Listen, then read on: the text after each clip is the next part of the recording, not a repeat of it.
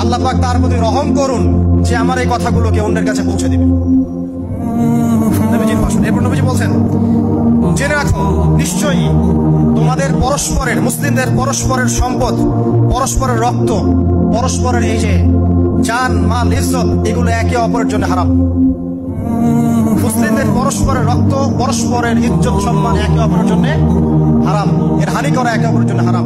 ঠিক যেমন আজকের এই দিন হারাম, এই শহর হারাম, এই মাস হারাম। নবী করিম সাল্লাল্লাহু আলাইহি ওয়াসাল্লাম বলছিলেন, জেনে রাখো তিনটা বিষয়ে যেন তোমাদের অন্তর কখনো খেয়ানত না করে।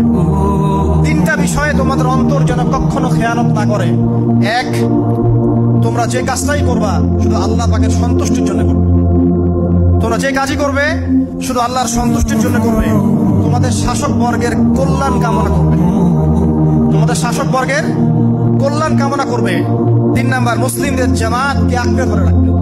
মুসলিমদের ইউনাইটেড কমিউনিটিকে আঁকড়ে ধরে থাকবে। এই তিনটা বিষয় পালনের ক্ষেত্রে তোমাদের অন্তর যেন খেয়ানত না করে।